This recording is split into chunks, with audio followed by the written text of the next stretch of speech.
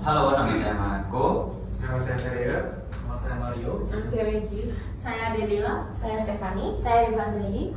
Dan pada hari ini kami akan melakukan diskusi untuk tugas First Dev. Dan di diskusi ini kita akan mengurutkan poin-poin mengenai cara Mika memahami diri dan juga manajemen diri dan manajemen waktu. Kita langsung mulai aja ya teman-teman. Jadi di antara 5 poin kita harus mengurutkan 1 sampai 5. Mana yang paling penting untuk adjustment di dunia perkuliahan? Yang satu, menerapkan change. Yang kedua, meningkatkan dinamika. Yang ketiga, memahami orang lain dan menambah koneksi. Yang keempat, manajemen diri dan manajemen waktu. Dan yang terakhir, memahami diri sendiri.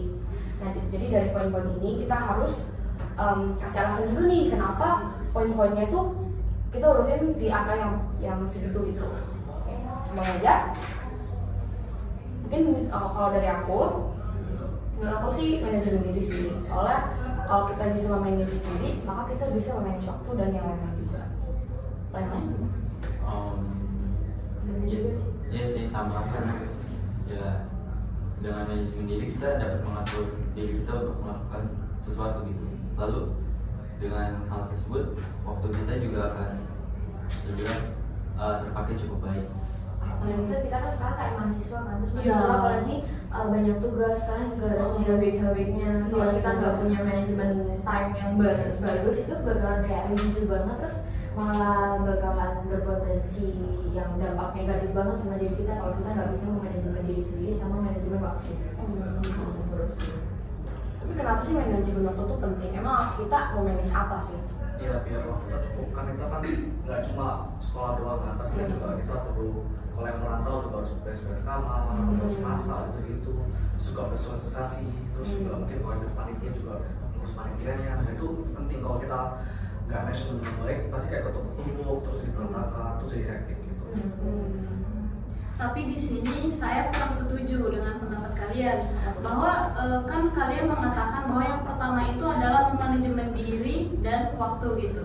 Tapi bukankah hal yang terpenting yang sebenarnya itu adalah kita memahami diri kita sendiri dulu.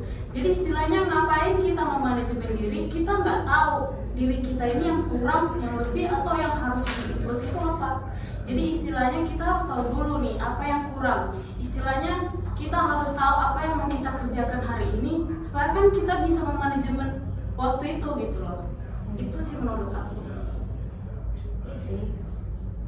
Iya sih. Ya benar sih. Kalau misalnya kayak kita nggak memahami diri kita sendiri, kayak misalnya kita orang yang suka panitia atau kita orang yang tipe yang lebih suka belajar, kita nggak bisa atur waktu juga sih yang sebenarnya. Kayak mungkin bingung gitu. Tapi kalau terlalu memahami diri sendiri terus egois, misalnya kayak kan ada kekurangan, terus kayak udah memahami terus menerima kalau kekurangan itu gara-gara menerima itu dia gak mau berubah gitu kan. Ya aku orangnya gini gitu. Contohnya gimana? Contohnya? Misal kayak childish gitu kayak, ya aku orangnya gini, kalian harus tahu dong, kalian harus memahami aku dong gitu kan. Nah menurut aku nih ya, kalau misalkan kita nih awalnya harus memahami diri, tetapi diri kita itu kayak egois atau kadang-kadang suka nggak peduli dengan orang lain gitu. Itu adalah apa ya maksudnya kayak habis kita memahami diri sendiri, kita mampu memanajemen waktu.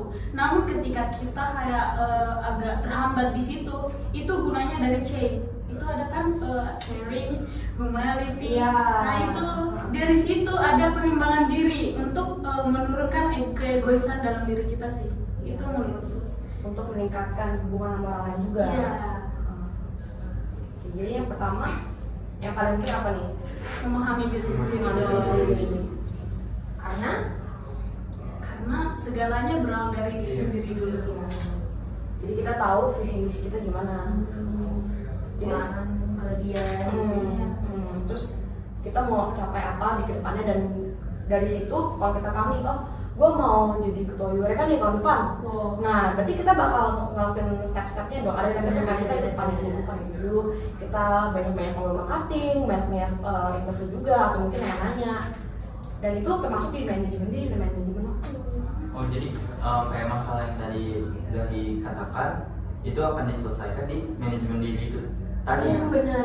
Iya. Setelah kita memahami diri kita sendiri itu seperti apa gitu ya. Nah, tapi kalau kalau misalnya kita dihambatkan dengan sifat kita yang terlalu negatif untuk kayak misalkan kita terlalu negatif lah misalnya, itu bakal susah kan manajemen diri kita. Itulah gunanya chain gitu. Bagaimana dengan Lea Bika? Bagaimana pendapat kalian? Kalau Lea Bika, menurutku sih setelah dari chain, karena kan chain itu kan berfokusnya pada diri sendiri. Jadi bukan dari diri sendiri sudah menerapkan chain itu pasti kita bisa juga menekan Lea Bika secara langsung. Jadi kayak konsekuensinya gitu. Saling berkorelasi gitu ya. Setuju sih.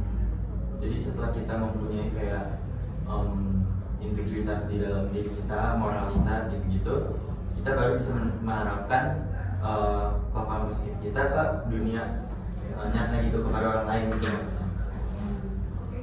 Apalagi kan di situ kayak ada entrepreneur juga kan, pastinya kalau kita habis ini kan pasti jadi kayak gitu kan, nggak jauh dari entrepreneur. Pasti dari chain-nya itu sendiri bakal dibutuhin di Lea Bika. Terus kalau gitu mau mengambil orang lain dan menambah koneksinya ditaruh di bagian mana? Di Lea Bika-nya. Iya, Lea Bika. Interpersonal Karena relationship. interpersonal.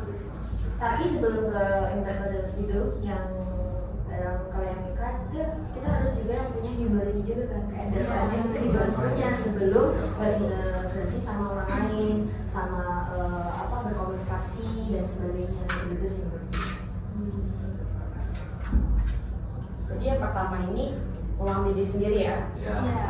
Terus yang kedua manajemen Diri sendiri kan dan manajemen. Terus yang ketiga chain. Chain. menerapkan chain. Terus yang keempat meningkatkan Lea dan yang terakhir Memahami menambah koneksi. ya menurut kalian tuh kenapa sih menambah koneksi itu penting? Ya dari dasarnya aja manusia nggak bisa yang bisa hidup sendiri, kita aja dilahirkan untuk jadi manusia sosial kan. Jadi kayak ini aja kita kelompok Berinteraksi. nggak bisa kan kita sendiri, makanya itu hubungan kita ke orang lain itu harus baik karena kita tuh membutuhkan orang lain, entah itu sekarang ataupun di masa depan. Dan kalau menurutku sih kalau kita selama hidup kan nggak mungkin kita hidup sendiri, pasti kayak pas kecil kan kita butuh teman, pas makin besar kita butuh teman, terus kita kerja, terus kalau butuh partner, butuh klien, butuh yang lain-lain, jadi nggak bisa kita cuma sendiri. Dan kalau kita koneksi buruk, alam kita buruk, kita pasti susah gitu loh, mau berteman atau mau punya bisnis, dan itu jadi mempersusah hidup kita. Gitu sih. Ya, kita sebagai manusia kan pasti terus berkembang, kita harus terus berkembang. Jadi kalau misalnya kita kenalnya orang itu aja, kita nggak bakal berkembang. Kalau kita kenal sama yang banyak orang kan, kita belajar hal baru, kita belajar dari yang lain gitu. Semakin banyak koneksi, semakin luas wawasan. Kalau dari Korea sendiri, menurut kalian kenapa? Koneksi itu Karena kan penting. menurut gua sih koneksi pasti paling penting, apalagi misalnya di kuliah aja di Prasmo misalnya kita kan kebanyakan tugas kita kan kerja kelompok, jadi pasti kita harus ya bisa beradaptasi lah dengan orang lain gitu. Dan juga misalnya di dunia bisnis ya lebih banyak koneksi lebih bagus lah, karena kan lebih gampang bikin kerja, lebih gampang mencari kerja, lebih gampang bikin inovasi apa semua karena mendapat koneksi-koneksi yang lain. Ya sepertinya diskusi kita sampai sini aja. Jadi untuk kesimpulannya,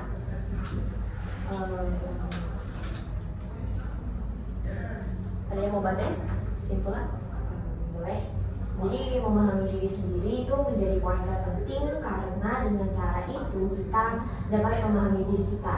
Maka kita akan tergerak untuk menentukan goals dan cita-cita kita, target-target kita, kayak gitu kan. Dan apa yang kita inginkan dalam hidup ini. Serta kalau kita udah paham diri kita sendiri, pastinya kita akan bisa memanage diri dan waktu. Yang pastinya sambil memahami orang lain dan menambah koneksi untuk membantu kehidupan kita. Nah, karena adanya penambahan koneksi dalam kehidupan kita itu pastinya akan lebih mudah jika kita menerapkan chain serta dinamika yang ada di Prasmo ini. Sebab chain dinamika tersebut dapat membantu kita meningkatkan kualitas diri kita dan memperbaiki hubungan kita dengan orang lain. Seperti itu.